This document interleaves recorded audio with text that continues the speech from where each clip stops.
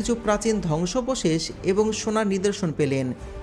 কিছু ঐতিহাসিকের মতে এলডোরাডোর কাহিনী আসলে আফ্রিকার।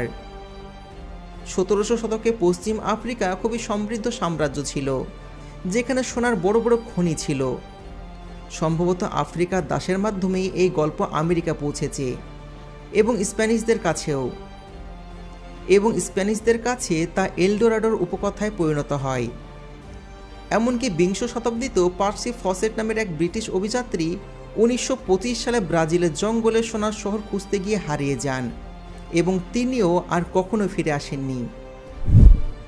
2018 সাল, বিজ্ঞানীরা তখন লাইডার সেন্সর আবিষ্কার করে ফেলেছে।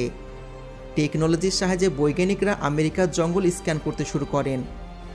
তারাও জানতে চেয়েছিলেন আসলে কি অ্যামাজন জঙ্গলে সে সোনার শহর আছে।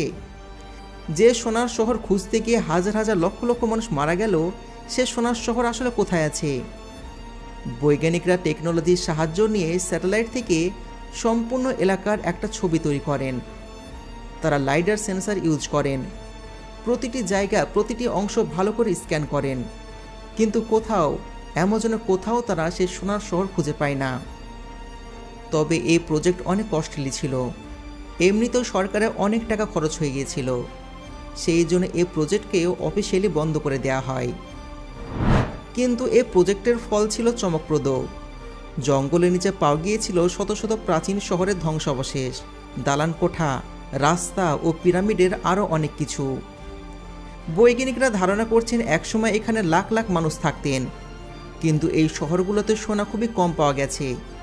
তবে এটি প্রমাণ করে যে প্রাচীন দক্ষিণ আমেরিকায় বড় সভ্যতা ছিল এবং এলডোরাডোর গল্প হয়তো সেই সভ্যতারই এক আবছা স্মৃতি। তাহলে এর সারমর্ম কী হলো? এলডোরাডো কি সত্যিই ছিল? ঐতিহাসিকদের মতে কোনো সোনার শহর ছিল না। কলম্বিয়ার মুস্কায় উপজাতির একটা ধর্মীয় রীতি ছিল, যেখানে নতুন সর্দার হওয়ার সময় সোনার গুঁড়ো মাখিয়ে হ্রদে স্নান করানো হতো।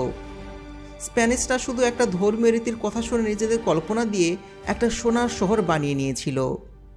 তাদের লোভ একটা সাধারণ ঐতিহ্যকে পৃথিবীর সব থেকে বড় মিথ্যায় পরিণত করেছিল। হাজার হাজার মানুষ মরেছিল, সভ্যতা ধ্বংস হয়েছিল, শুধুমাত্র একটা মিথ্যার জন্য। আসল গুপ্তধন সোনা নয়, আসল গুপ্তধন হলো এই জঙ্গল, এই প্রকৃতি।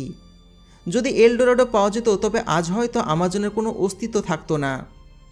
সমস্ত চকচকে জিনিস শোনা হয় না, আর সমস্ত রহস্যের সমাধান পাওয়া জরুরি নয়। সচেতন থাকুন, প্রকৃতিকে ভালোবাসুন। দেখা হবে পরবর্তী ভিডিওতে।